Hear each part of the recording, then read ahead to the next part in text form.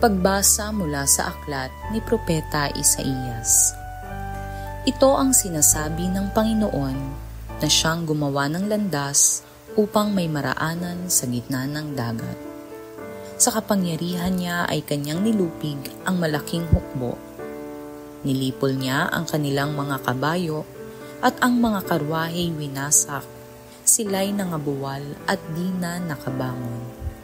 Parang isang ilaw na namatay ang ningas. Ito ang sabi niya, ang mga nangyari noong unang panahon, ilibing sa limot, limutin na ngayon. Narito at masdan ang nagawa ko'y isang bagong bagay na hanggang sa ngayoy di mo namamasdan. Ako'y magbubukas ng isang landasin sa gitna ng ilang, maging ang desyerto ay patutubigan. Ako'y igagalang niyong mga hayop na pawang mailap, gaya ng avestrus at ng asong gubat. Ang dahilan nito, sa desyerto ako'y nagpabukal ng saganang tubig. Para may mainom ang aking hinirang, sila'y nilalangko at aking hinirang, upang ako'y kanilang papurihan. Ang salita ng Diyos. Salamat sa Diyos.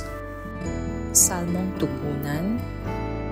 Gawa ng Diyos ay dakila, kaya tayo'y natutuwa. Nang lingapin tayo ng Diyos at sa Siyon ay ibalik, ang nangyaring kasaysayay parang isang panaginip.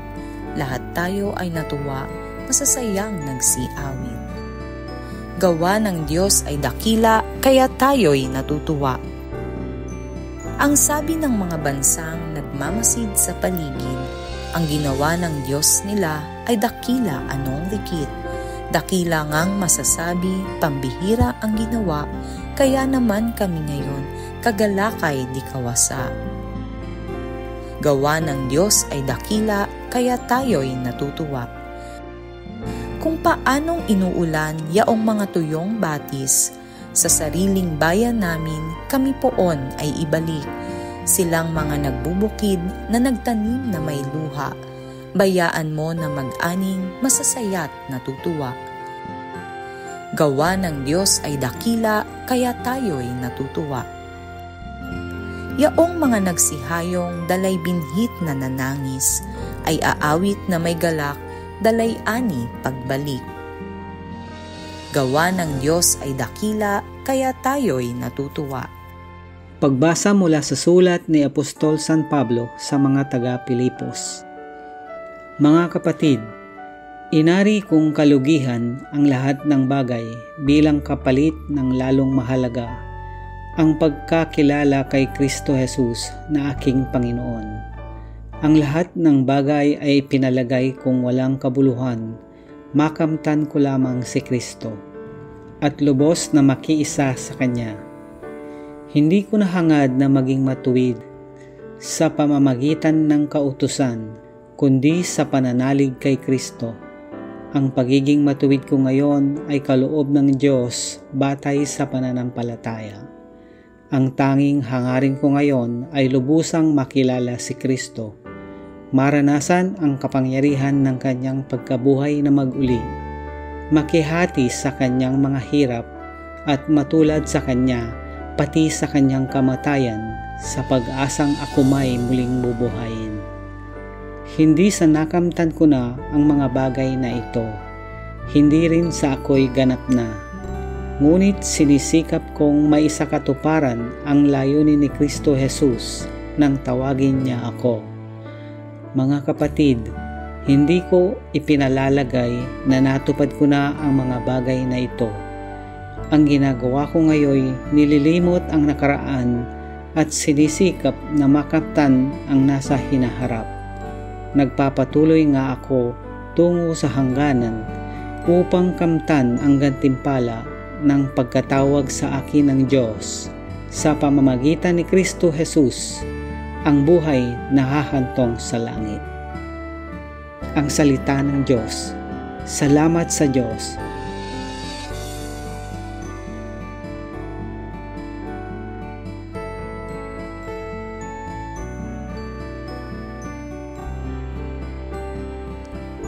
Ang mabuting balita ng Panginoon ayon kay San Juan.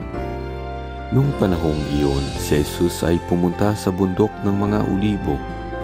Kinaumagahay nagbalik siya sa templo. Lumapit sa kanya ang lahat, kaya tumupo siya at sila'y tinuruan. Noong dinala sa kanya ng mga eskriba at ng mga parisiyo ang isang babaeng nahuli sa pagkikiapid. Pinatayo ito sa harapan nila at sinabi kay Jesus, "Guro, ang babaeng ito ay nahuli sa pagkikiapid.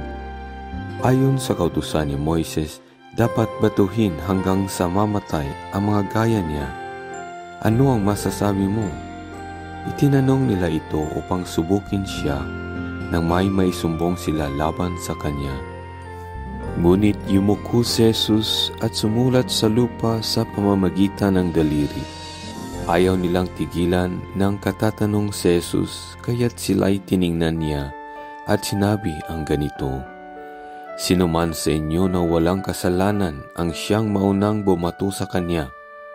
At muli siyang yumuko at sumulat sa lupa. Nang marinig nila ito, sila'y isa-isang umalis, simula sa pinakamatanda. Walang naiwan kundi si Jesus at ang babaeng naroon pa rin sa harapan niya.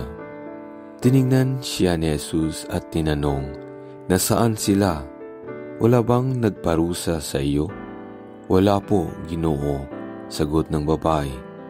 Sinabi ni Jesus, "Hindi rin kita parurusahan. Humayo ka at huwag nang magkasala."